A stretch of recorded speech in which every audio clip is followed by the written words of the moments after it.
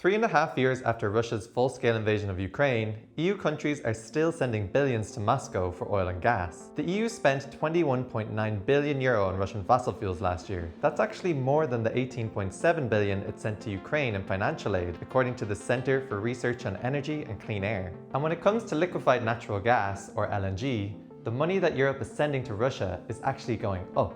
So why is this happening, and what is the EU doing about it? Firstly, let's talk about oil, where the EU has made major progress. Back in early 2021, nearly 30% of oil in the EU came from Russia. By mid-2025, it was just 2% thanks to an EU ban on Russian oil.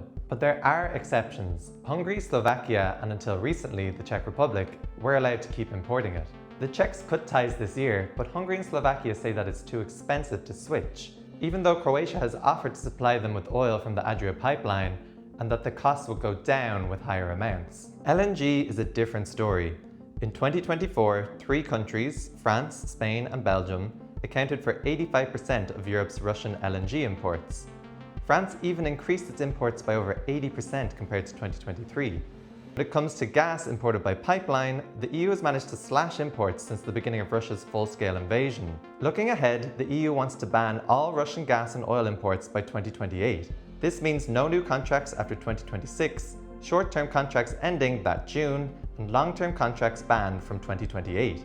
Hungary and Slovakia would be included in the ban under this proposal, but it still needs to pass the European Parliament and get the backing of at least 15 of the 27 EU member states, representing 65% of the bloc's population. The US is also pressuring Europe to stop importing Russian gas as soon as possible, which may offer Brussels some leverage when it comes to bringing skeptical countries on board.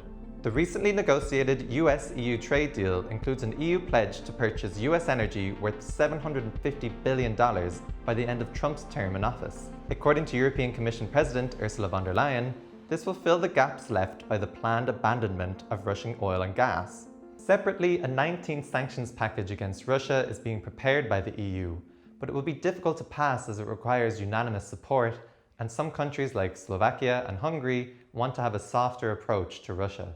Until then, billions of euro worth of Russian energy will flow into Europe, while the war in Ukraine rages on.